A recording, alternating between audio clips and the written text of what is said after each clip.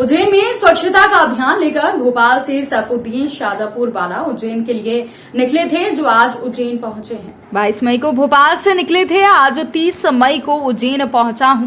मुझे उज्जैन आने में 8 दिन का समय लगा है। कई जगह पर मेरा स्वागत किया गया और आज उज्जैन में एटलस पर नागपुर वाला परिवार MBYC बैनर तले माला और शाल पहनाकर स्वागत किया गया। जावेद भाई ने बताया कि हमारे उज्जैन के लिए गौरव की बात है कि इस तरह का कोई स्वच्छता का भोपाल से चलकर उज्जैन संदेश लाया है, हमें इनसे सीख लेना चाहिए। इस मौके पर उन्होंने सैफुद्दीन भाई के हाथ से पौधारोपण भी करवाया। सैफुद्दीन भाई ने बताया कि जब मैं भोपाल से पैदल निकला था तो कई बीच में गांव आए थे, जो गांव वालों ने कहा कि आप सराहनीय काम कर रहे हैं, सरकार को शहर के साथ गांव में भी सफाई पर ध्यान देना चाहिए। स्वच्छता का संदेश 7 सालों से इस तरह से पैदल यात्रा निकाल कर दे रहा हूं।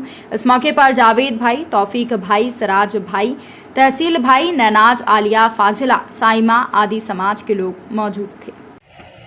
बताइए आज क्या सौगात रखा है आपने? क्या जी, आज ये जो हमारे सज्जन पुरुष हैं, ये भोपाल से लेके और उज्जैन तक पद यात्रा करते हुए आ रहे हैं। स्वच्छता के लिए ये सबको प्रेरित कर रहे हैं। इसके लिए नागपुर वाला समाज MBYC कम्युनिटी ने MBYC ने इनका स्वागत रखा है गुलशन हक में।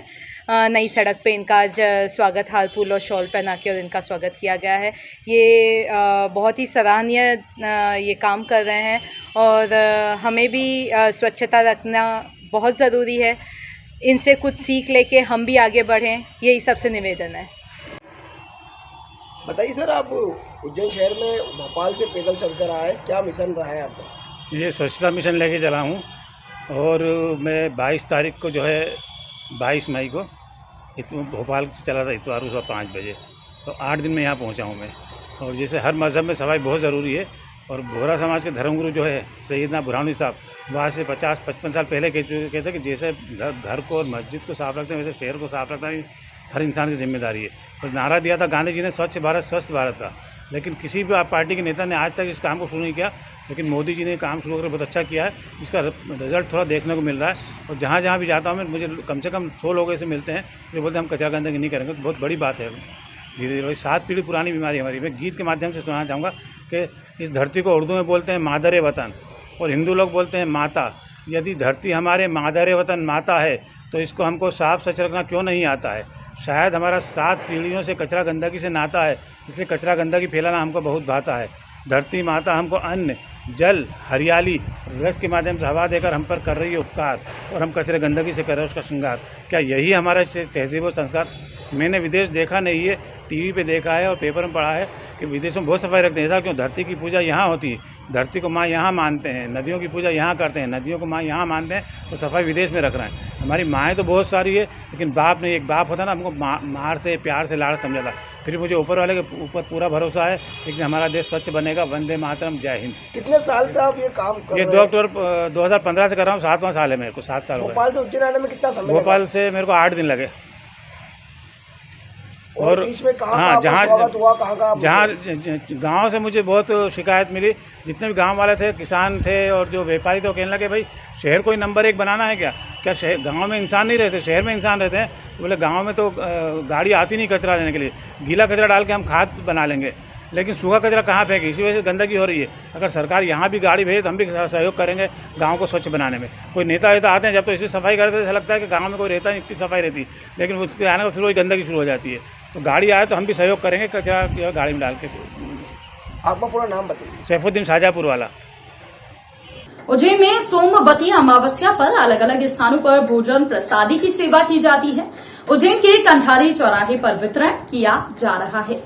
सोमवती अमावस के अवसर पर लोगों को भोजन वितरण किया जा रहा है। बाबूलाल ने बताया कि हमारी पूरी 40 दिनों की टीम सुबह 3 बजे से ही तैयारी को लेकर लग गई है। शाम 7 बजे इस तरह के लंगर जारी रहेगा। गर्मी को देखते हुए भोजन गरम गरम वितरण किया जा रहा है। बाबा महाकाल के आशीर्वाद से हम ये काम कर रहे हैं और बड़ी संख्या में लोग भोजन प्रसादी ग्रहण करने पहुंचते हैं। बड़ी ही भक्ति भाव के साथ इन्हें भोजन करवाया जा रहा है।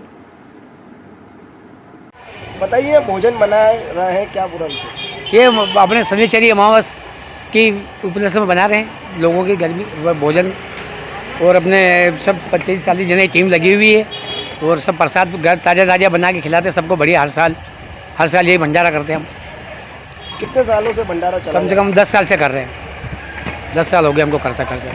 सुबह कितने बजे से आपकी टीम यहाँ पहुँच गई? सुबह 3 बजे से टीम पहुँच गई हमारी। कब तक ये लंगर जारी रहेगा? 6-7 बजे तक चालू रहेगा। रात 7 बजे तक चलाएंगे। भोजन में क्या वितरण किया जा रहा है? भोजन में सब्जी पूड़ी बेहतरीन बढ़िया और सुबह नाश्ता पोया बनाए। एक नंबर खाना बनाते सब बढ़िया। सब बाबा महाकाल की कृपा है, उसके आशीर्वाद से। इसी गर्मी में तप रहे देखो आप, फिर भी अब तक देखते हुए और बिल्कुल स्पेशल है। गर्मी को देखते हुए क्या प्लान करा था आप लोगों ने भोजन वितरण करने का? यही भोजन के पहले गर्मी बल कितनी और हम तो बिल्कुल ताज़ा ही खिलाएंगे, बासी नहीं खिलाएंगे। सब सुबह 4-5 बजे काम लगाते हैं, सब व्यवस्था करते हैं। भरभर जो सब लेबर लगते हैं हम। आपका पूरा नाम? मेरा नाम प्रभु लाल कुमार शेषपुरी। उज्जैन में सोमवती अमावस्या पर सोमवार को मुख्यदायिनी शिप्रा के रामघाट और सोमतीर्थ स्थित सोमकुंड में आस्था का स्नान हुआ।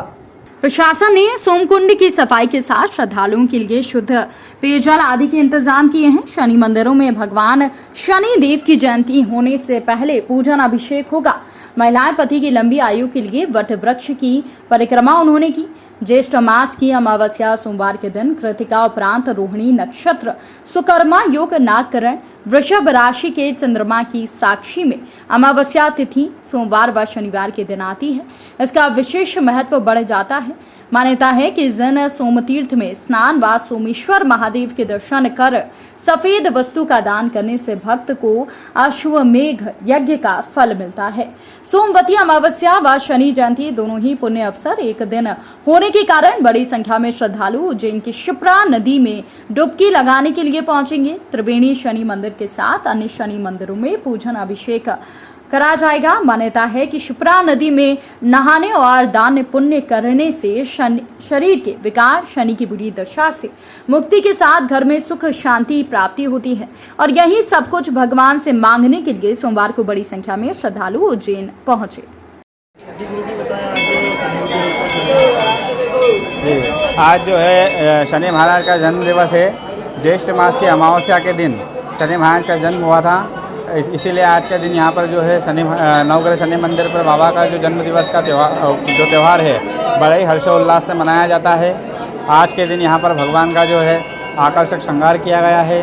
भगवान का सुबह से ही तेल से अभिषेक चल रहा है, रुद्राभिषेक भगवान का हो चुका है। यहाँ पर जो है बाहर प्रसादी वितरण का कार्यक्रम चल रहा है, जिसमें श्रद्धालुओं द्वारा प्रसाद लिया जा रहा है। और यहाँ पर जो अपने आसपास जो ग्रामीण लोग हैं, ग्रामीण लोगों के द्वारा यहाँ पर विशाल भंडारा आयोजन किया गया है, जो कि नीचे चल रहा है। लगभग 10वां वर्ष है आज उनके द्वारा यहाँ पर पूरा भंडारा किया जाता है। अभी लगभग 4 से 5 हज़ार के समथिंग श्रद्धालु आ चुके हैं मंदिर पे और शाम तक अच्छी भीड़ रहेगी यहाँ पर। राकेश बैरागी। उज्जैन जिले के बननगर तहसील के अंतर्गत ग्राम राजोटा में रहने वाला हाकम सिंह उर्फ पप्पू पिता बापू सिंह उम्र 35 साल के साथ घटिया तहसील के जगोठी गांव में रहने वाली बरसास के साथ मिलकर उसकी पत्नी और अन्य 5-6 लोग जिसमें मदन, रमेश, लखन, लल्ला, अजय, सुनी शामिल होने के साथ उन्होंने लाठी डंडों से मारपीट की। आपको बता दें कि घायल हाकम सिंह के शरीर पर नीले निशान पड़ गए हैं। दरअसल हाकम सिंह की पत्नी शांतिबाई बहन सीमा बाई के घर लगभग 1 महीने से गई थी। वहीं शांति ने हाकम सिंह को फोन कर कहा कि उसका इलाज करवाना है, कुछ कर्ज भी चुकाना है। इसके लिए हाकम सिंह 1 लाख रुपए लेकर कल शाम 5 बजे जगोटी पहुंचा। बरसात से सीमा बाई के यहाँ पहुंचने पर उसने देखा कि कुछ युवक शराबखोरी कर रहे हैं। इसका उसने विरोध किया तो वहां मौजूद पत्नी शांतिबाई, बरसात, सीमा बाई, साली की पत्नी शामू बाई के साथ सभी शराब पी रहे लोगों ने मारपीट की। हाकम सिंह की बहन झालाबाई भी जगोटी में रहती है। काफी देर होने पर जब भांजा देखने पहुंचा तो घटना की जानकारी लगी। बहन झालाबाई वाने परिजन के साथ घायल हाकम सिंह को लेकर जिला अस्पताल पहुंचे, जहां पर हाकम सिंह के अनुसार बरसात सीमाबाई गांव में अवैध शराब बेचने का काम करती हैं। इसके लिए वो पहले जेल जा चुकी हैं। घायल का आरोप है कि मारपीट से पहले ही आरोपियों ने हाकम सिंह के खिलाफ राघवी थाने में रिपोर्ट दर्ज कराई थी और घायल को जिला चिकित्सालय में भर्ती किया गया है और पुलिस ने विवेचना शुरू कर दी है। किसने मारपीट की आपके साथ, क्या सर मेरे को मेरी वर्षास ने और मेरी पत्नी ने बुलाया था वहाँ पे जगोटी पैसे लेके। इलाज करवाने के लिए कि पैसे लेके आ जाओ के, और कुछ पैसे देने भी थे उनके, तो 1 लाख रुपए लेके गया था मैं। वहाँ देखा जाके तो वहाँ रूम में सर वो 5 से 6 लड़के वो दारू पी रहे थे और दारू बेच रहे थे वो। वहाँ जाके सर वो अंदर से मैंने बोला कि ये शराब यहाँ मत बेचो, ये अच्छा नहीं रहेगा, मतलब अच्छा नहीं लगता यहाँ पे। मैं मना बोलने गया तो उन्होंने दरवाज़ा बंद करके न सब ने इकट्ठे मारे मेरे को। कैसे किया आपके साथ मारपीट? नीचे डाल के ने लट से मारा सर। मेरे मोबाइल भी खो लिया, बाइक भी खो ली, वहीं पे है सर। मैं पैसे निकाला था, मेरे मैसेज उसमें ही है सर मोबाइल में। कौन कौन लोग हैं जिन्होंने आपके साथ मारपीट की? सीमा बाई, ये कौन मदन लाल साड़ू है मेरा, और बरसात से। और कौन कौन थे? अजय था, लखन था, और वो सीमा बाई तो है ही सही, एक मेरी बीबी थी शांति बाई। कैसे बचकर निकले आप वहाँ से? वहाँ कूटी मैंने उन 2 लाखी कुटलाखियों सर ने ऐसे ने सब, फिर मेरी बहन लेके आई, उनको पता चला तो वो आई वहाँ पे ने फिर गाड़ी में डाल के नहीं लाई इलाज। मेरे को मारने से पहले एफआईआर दर्ज करवा ली थी वहाँ पे। अच्छा, इसकी शिकायत आपने दर्ज कराई इसकी? नहीं कर पाए सर, वो हालत ख़राब थी मेरी एफआईआर भी नहीं हुई। नाम बताइए, आपका नाम क्या है? मैं हकम सिंह नाम है।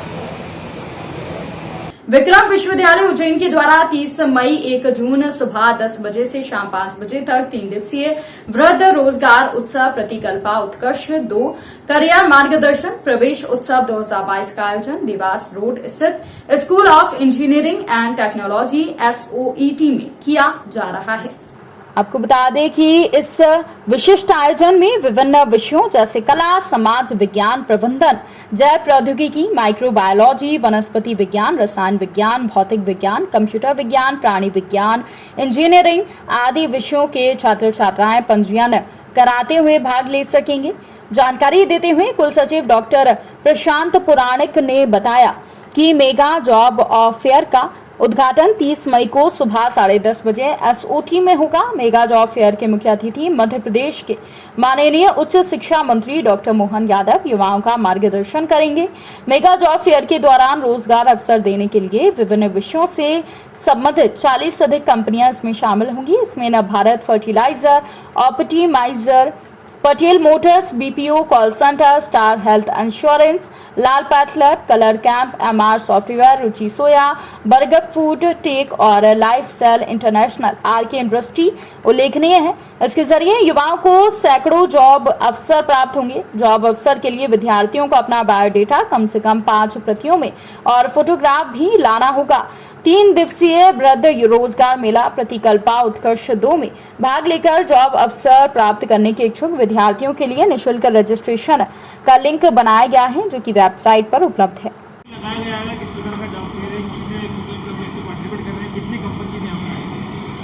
ये विक्रम विश्वविद्यालय द्वारा एक मेगा जॉब फेयर एवं प्रवेश उत्सव का आयोजन किया गया है। इसमें लगभग 50 के करीब कंपनियां 3 दिन में आएंगी। पहले दिन तकरीबन 20 के आसपास कंपनियों के आने की संभावना है। काफ़ी कंपनियां अभी आ भी चुकी हैं और ये इसमें से काफ़ी सारी कंपनियां ऐसी हैं जो कि 12th graduate, post graduate students को जॉब अपॉर्चुनिटी देंगी। इसके अलावा IT, CS, कंप्यूटर साइंस से रिलेटेड काफ़ी सारी कंपनियां 1 तारीख को आएंगी। 1 तारीख को जो कंपनियां आएंगी उसमें अधिकतर कंपनियां ऐसी हैं जो बैंगलोर से भी आएंगी, हैदराबाद से आएंगी, मुंबई से भी आएंगी। और आज कुछ सॉफ्टवेयर कंपनियां ऐसी हैं जो उज्जैन इंदौर रीजन की हैं। तो कंप्यूटर साइंस के सभी विद्यार्थियों के लिए इसमें अपॉर्चुनिटी, और बायोटेक की कुछ कंपनियां भी ज़्यादातर 1 तारीख को इसमें काफ़ी सारी कंपनियां आएंगी। फिर इसके अलावा न सिर्फ कंपनियां इस जॉब फेयर में, बल्कि कंपनियों के साथ साथ ऐसे कई जैसे जिला उद्योग केंद्र इससे जुड़ा है, जैसे कि ग्रामीण क्षेत्र में जो डेवलपमेंट प्रोग्राम्स को या उद्योग को बढ़ावा देने वाले संस्थाएं हैं वो हमारे साथ जुड़ी हैं, जो 18 से 45 साल के विद्यार्थियों को प्रशिक्षण देंगी, फिर उन्हें बैंक ऑफ इंडिया से लोन दिलवाएंगी। ऐसी स्वरोजगार कंपनियां भी इस आयोजन शिविर में हैं। तो मेरा सभी विद्यार्थीगण से अनुरोध है कि ज़्यादा से ज़्यादा मात्रा में आकर इस मेगा जॉब फेयर को सफल बनाएं। और ये सिर्फ मेगा जॉब फेयर नहीं है बल्कि साथ साथ एक प्रवेश उत्सव भी है। तो जो भी विद्यार्थी काउंसलिंग के उद्देश्य से आना चाहते हैं कि 12th पास की है, ग्रेजुएशन किया है और आगे एडमिशन लेना चाहते हैं, उनके लिए भी एक बहुत अच्छा अवसर है। तो सभी से अनुरोध है कि वो ज़्यादा से ज़्यादा मात्रा में आकर इस आयोजन को सफल करें। Doctor Shivi Bhasin, assistant professor, school of studies in zoology and biotechnology और ऑर्गेनाइजिंग सेक्रेटरी इस मेगा जॉब फेयर की। उज्जैन के शंकरपुर में रहने वाला इंदिरा नगर में लाखन चौहान की जेसीबी चालक है। वो रविवार रात लगभग 11 बजे जेसीबी खड़ी कर अपने घर शंकरपुर भाई वरुण के साथ लौट रहा था। आपको बता दें कि रास्ते में एमपीवी कॉलोनी के पास कुछ लोग आपस में झगड़ रहे थे। विनोद उन्हें देखने रुका तो विनोद से ही वो लड़ पड़े, उसके साथ मारपीट की, सर पर बियर की बोतल फोड़ दी। विनोद को घायल अवस्था में जिला अस्पताल में भर्ती किया गया है, जहां पर उसका इलाज चल रहा है। पवासा थाने में शिकायत दर्ज की गई है। ये क्या हुआ था आपके साथ? किसने मारपीट की? कैसे हुई मारपीट? मारपीट ये हुई सर कि मैं जैसा मशीन से आ रहा था तो समय पे कल 14 थी तो मशीन धोने में टाइम हो गया था। जेसीबी तो आज आज छुट्टी मेरी, तो मैं जैसा गया तो वो आपस में लड़ रहे थे। क्या मालूम उन्होंने दारू पी रखी, क्या कर रखी, तो बोले कि संडे अच्छे से मनाएंगे, वो करेंगे फलाना। तो मैं चले गया देखने के लिए। मैंने हो सकता अपने मोहल्ले के तो नहीं, गाँव के, मैं ऐसे ही समझा गाँव के मोहल्ले कोई लड़ सकते तो छोटे बड़े भाई कोई भी हो सकता है। तो इनको अपन देखे थे तो अपने चले गए वहाँ पे। तो बोले भोसड़ी कि तेरे को किसने बुलाया? बोला आज इसका ही संडे बना लो, ऐसे मारपीट करने लग गए। तो वो कोई इधर आगर तरफ के बताए, बोले वो सर बताया आगर चौमा तरफ के हैं, काम करते हैं, बोले सरकारी काम कुछ करते हैं ऐसा। हाँ तो मैंने यही बोलता इनको झगड़ो मत। तो बोले तू कौन है बोल मारने वाला? जिसमें 4-5 थे वो पकड़ के घर में ले गए वो अंदर, तो वो भी मारपीट करने लग गए सर। किस चीज़ से मारपीट? मेरे को बियर फोड़ी सर सर पे, बियर की लगी है। कहाँ शिकायत करी आपने इसके बाद? पवासा थाने में।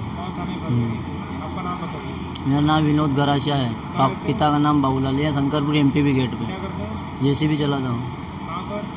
यहीं अपने इधर चल रही है अभी चिकली उज्जैन की मशीनें, बाकी जेसीबी है इसकी लखन चौहान की।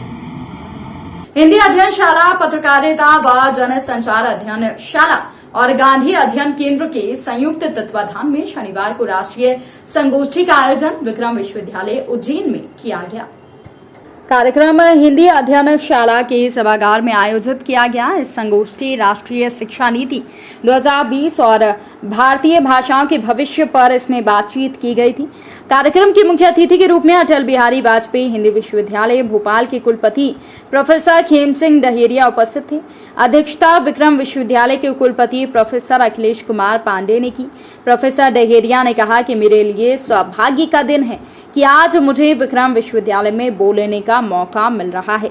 राष्ट्रीय शिक्षा नीति को अमल में लाने का कार्य 2014 से शुरू हुआ था, जिसे 2020 में लागू किया गया और अब तक ये निर्विरोध सर्वोत्कृष्ट शिक्षा नीति है। नई शिक्षा नीति से पाठ्यक्रम में सुधार हो रहा है, क्योंकि भारत अंग्रेजी शासन काल से पहले से ही विश्वगुरु रहा है। हमारे देश का अध्ययन संस्कृति में है और इस अफसरशाही को खत्म कर दिया गया है। इस नीति का मुख्य उद्देश्य मातृभाषा हिंदी भाषा को महत्व देना है। भाषा के नाम पर राजनीति बंद होना चाहिए, जिससे भाषा का प्रचार प्रसार हो और हिंदी भाषा को विदेशी संपर्क की भाषा बनाना चाहिए। उन्होंने जिक्र किया कि अटल बिहारी वाजपेयी हिंदी विश्वविद्यालय भोपाल इसी राह पर चलते हुए पाठ्यक्रम चिकित्सा कोर्स MBBS भी अब हिंदी पाठ्यक्रम में चलाएगा। इससे भारतीय भाषा व हिंदी भाषा को अधिक महत्व मिलेगा और छात्रों को पढ़ने में आसानी होगी।